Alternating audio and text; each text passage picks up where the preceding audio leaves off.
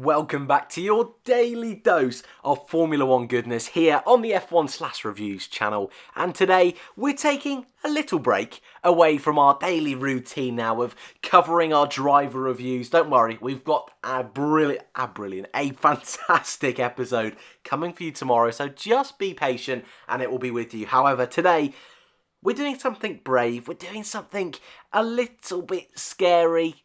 More for myself, more embarrassing for myself. But for you guys, it might give you a little bit of a laugh, a little bit of a chuckle of just how wrong I was last winter in just trying to predict the 2019 season. Now, in my video, I did do constructors and drivers and gave a full rationale why. So if you really want a good laugh, you can go and look at the full video itself. But I just thought we'd do a whistle-stop tour of some of the more notable ones in today's video.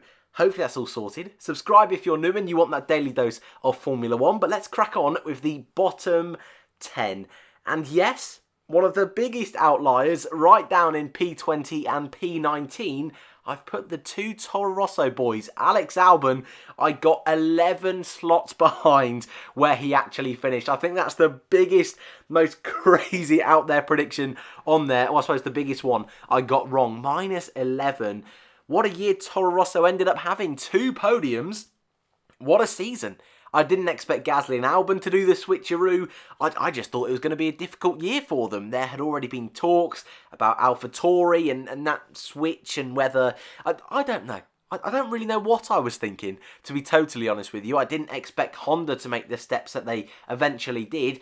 And I thought Williams would be better than they actually were. Robert Kubica, I put in P18. George Russell P16 ahead of Lando Norris. Wow. I mean, Kubica, to be fair, I only got one position above where he actually finished, which isn't dreadful. He's one of the closer ones on my predictions list, actually. But Norris, I put P17. He finished P11. Carlos Sainz, I put 15th. He finished 6th. Crikey. McLaren, looking at the end of last season, McLaren had dropped to that space where they were fighting with Williams at the back of the field. And I thought that loss of Alonso... Although overall I thought structurally that would really benefit them in the long term, but I didn't expect them to turn around so quickly and have such a good 2019 like they ended up doing, especially Carlos Sainz, who I thought would come out on top over Norris, but I didn't expect him to be P6, only one place behind Sebastian Vettel. Crikey. No, I didn't see that coming whatsoever. I put Stroll ahead of Sergio Perez, and at the time that did not go down well, but I thought a little bit like we saw in Germany, I just have that funny feeling that Racing Point would perhaps struggle to pick up points and Stroll would perhaps get a fluke result somewhere that would really help him, a little bit like in Germany. But no, Perez did eventually finish in the top 10 actually, and Racing Point in the second half of the year were much stronger. P12 I put Giovinazzi and P. Magnussen. Blimey, P11, I put K-Mag, Kevin Magnussen, both 5 places above where they actually finished. And as you can see, I've not put Grosjean in the bottom 10. I've not put Raikkonen in the bottom 10. I expected Alfa and Haas to have much better seasons in 2019. Moving on to the more fun bit, the top 10. And as you can see, this year I got 1 driver in the correct position. Actually, the top 10 isn't as bad. And let's be honest, the midfield was so chaotic this year. It was almost impossible. Even if you'd have seen half of the grid, like a full half of the year, it would be impossible to predict 6th down to 17th, even 18th, I feel. That was the way of 2019. Grosjean, bless him. I put him in the top 10. I'll probably do the same next year just for a bit of a joke. Bit of a laugh with the Grosjean army, but hey, that car was an absolute dog to drive.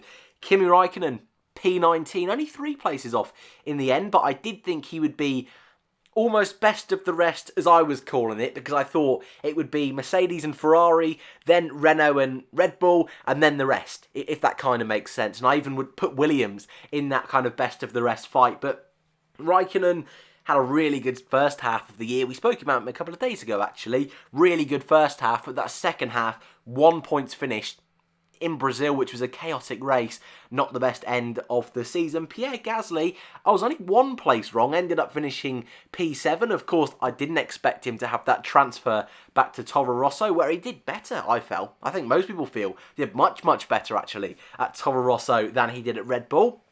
But only 1 place off. isn't awful. I obviously predicted him not to have a brilliant time at Red Bull, and I wasn't 100% wrong there. Nico Hülkenberg and Daniel Ricciardo, P6 and 7. Ricciardo wasn't miles off, only 3 places away, finished in 9th. Hülkenberg finished P14. Could have done better work, I think, at predicting that one. But again, I just thought Red Bull would make that step backwards. And I don't think a lot of us expected Renault to step backwards. I thought many of us felt they would be able to catch up with those guys in front. But they couldn't.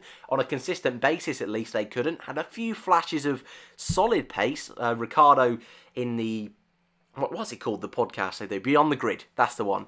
Said they were strong in Austria. I personally felt they were really good in Canada and Monza, 4th and 5th.